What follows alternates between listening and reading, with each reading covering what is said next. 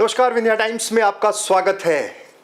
आज हमारे साथ कांग्रेस वर्किंग कमेटी CWC के सदस्य, पूर्व मंत्री और सीधी जिले की सिहावल विधानसभा सीट से कांग्रेस विधायक कमलेश्वर पटेल जी हैं। पहले तो आपका बहुत बहुत स्वागत है जी, नमस्कार। बड़ी जिम्मेदारी CWC, अर्जुन सिंह यहाँ से रहे, उसके बाद अब जब ये फैसला हुआ आपको यहाँ से चुना गया, सदस्य बनाया गया, किस तरह से देखते हैं इसे?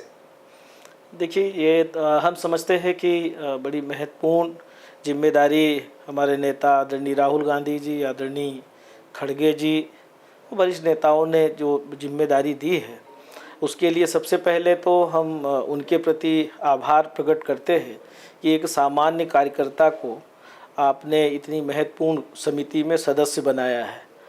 और जिस समिति ने इस देश को आज़ादी दिलाने से लेके और देश के विकास में इस समिति का बड़ा महत्वपूर्ण योगदान रहा है कि देश को किस दिशा में लेके जाना है। सरकार जब बनती है, सरकार को क्या एक्टिविटीज़ होनी चाहिए, कौन से देश के लिए कौन से डेवलपमेंट्स के काम होने चाहिए, हमारी देश के लिए क्या रणनीति होनी चाहिए, सभी वर्गों को जो जोड़ने का और जिस तरह से देश के विकास में जिस समिति का इतना बड़ा योगदान रहा, ऐसी समिति में जगह पाकर गौरवान्वित तो हैं, पर साथ ही साथ एक बहुत महत्वपूर्ण जिम्मेदारी का भी एहसास हो रहा है। चुनाव के ठीक पहले, जब अब मध्य प्रदेश में चुनाव हैं, शिवराज सिंह चौहान मध्य प्रदेश के मुख्यमंत्री तमाम घोषणाएं कर रहे हैं, और अब जब चुनाव नज़दीक हैं तो कई बार ऐसा लगता है कि जो चीज़ें आप करने जा रहे हैं, करने का वादा कर रहे हैं, वो ये करते जा रहे हैं।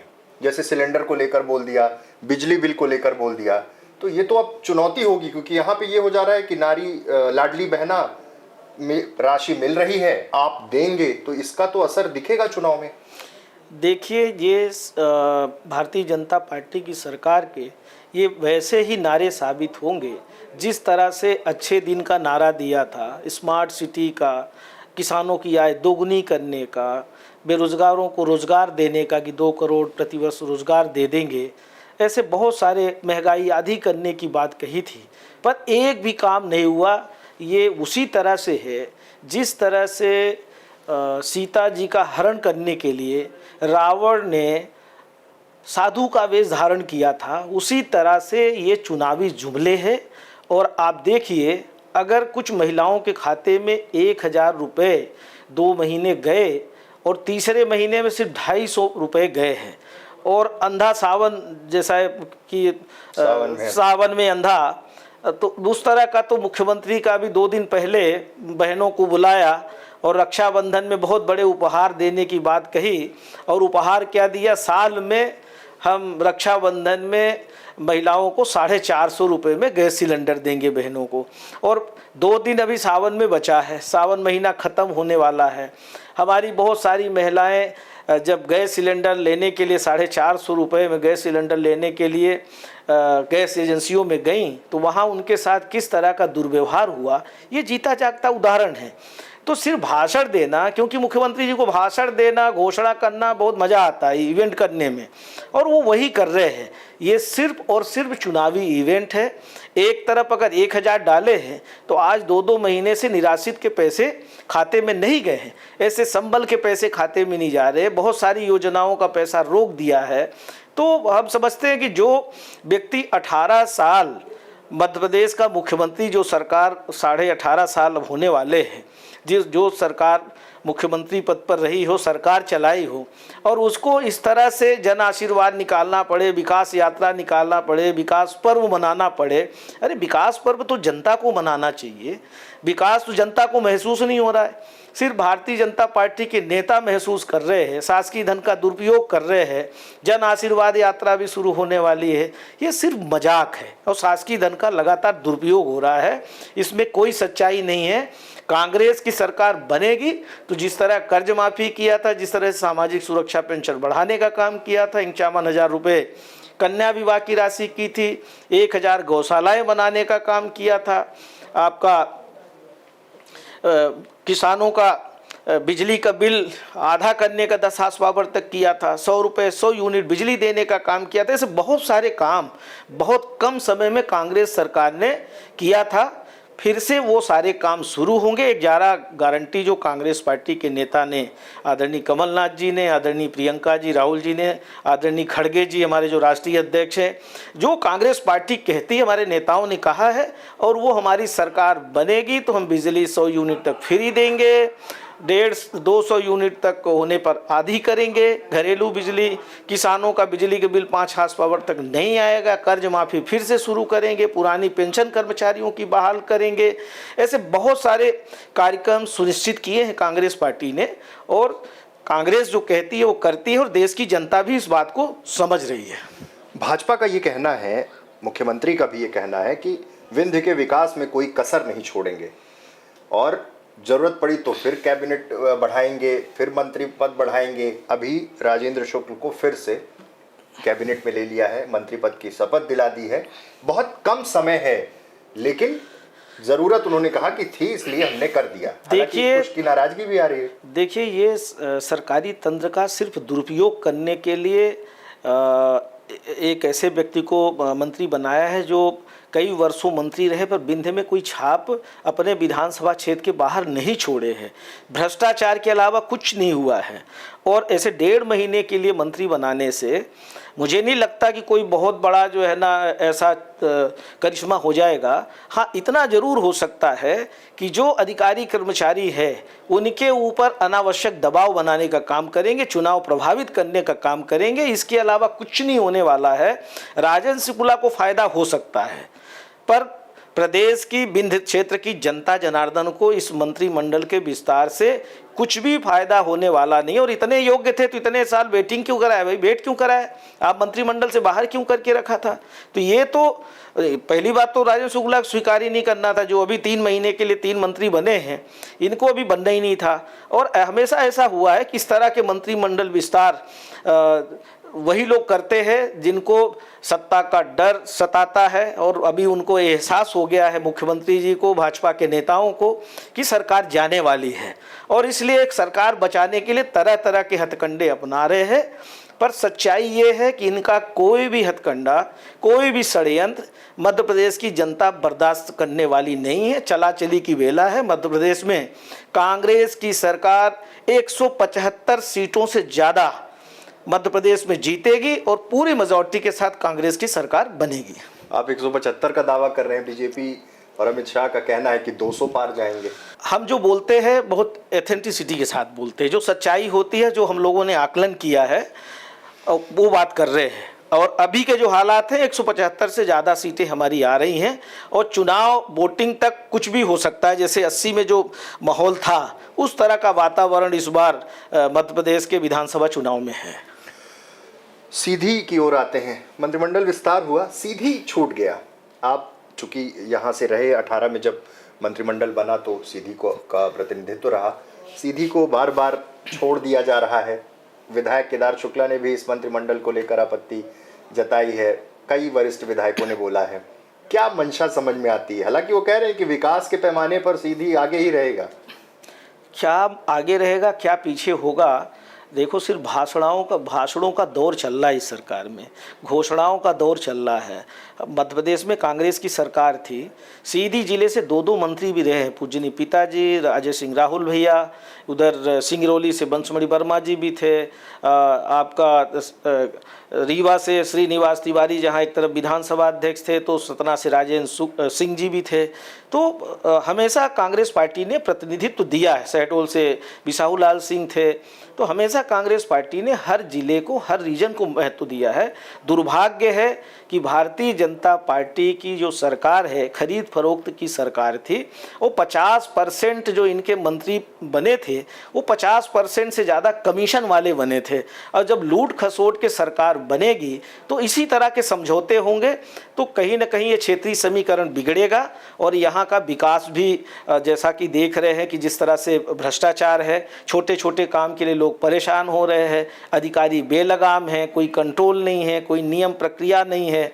तो जिस तरह की लूट खसोट इस प्रदेश में बनी है, कानून व्यवस्था पूरी तरह से चौपट हो गई है, तो ये हम कह सकते हैं कि विंध्य रीजन ही नहीं पूरे प्रदेश के बिगड़ते हुए हालात हैं। और इस बिगड़ते हुए हालात से सिर्फ और सिर्फ कांग्रेस की सरकार बनने के बाद ही निजात मिल सकता है।